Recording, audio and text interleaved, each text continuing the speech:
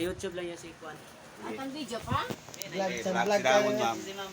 So ngayon guys, nandito tayo. Good morning guys. Nandito tayo ngayon sa may Mampang. Mampang. So may exciting troubleshooting na naman tayo guys. So nag-error siya ng E5 kanina. So May- owner, may- easy.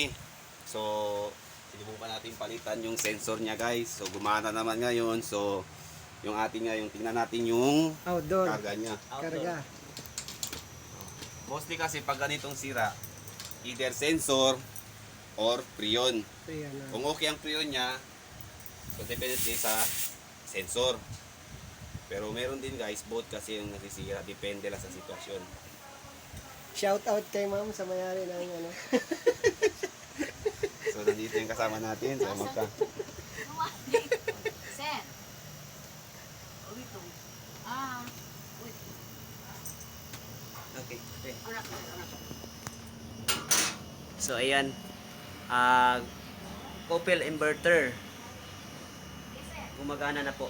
Ito na po siya. Iapagaman.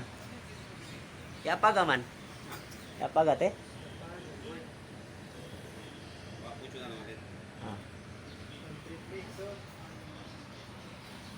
Prion.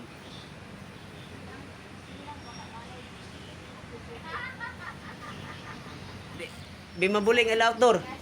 Outdoor bimabuling. Mira to el sensor di na aire. Oh, iapagal eh. Mabuling. Siyempre tapaga gadse. Nisita si limpia. Mugali, oh. So it means guys,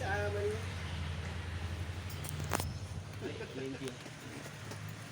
Kailangan nilimpyo na. ito bagong linis na daw to guys, pero sa tingin natin guys, kailangan tong linisan ulit kasi nag-ano yung unit natin. Ganito lang guys. Pag ganito ang sitwasyon guys, no choice tayo guys, kahit bagong linis lang daw, hindi lang nagamit, kailangan nating linisan ulit to. At saka mag-add ng prion. Tapos mag-add ng freon guys. Sila naman sa mga prion mo. So, Paano ulit ta? Ay pa ma'am. So ganun lang guys, oh. 200. Kaya lang, ganun lang kasimple mag-change ng ano guys, oh. Sensor. Si Pucho na si Ara, si Kwan. Kasi ma'am, naibo pa lang kami ang vlog na YouTube ya. Na YouTube ya kami. Kapamati niya.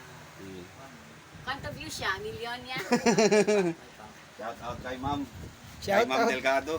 Delgado. Delgado. Oh, Kwan, si pariente, pamilya si di Leonardo. Delgado ba ganun? Oo. Ito pamilya di Kwan mo, Pasubolo. Akil dia menumbuan.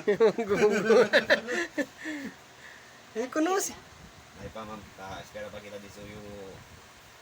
Ano din? Restart di suyo.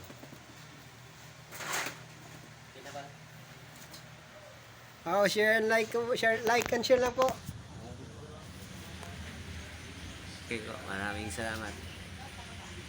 Kailangan natin to linisan. Yan.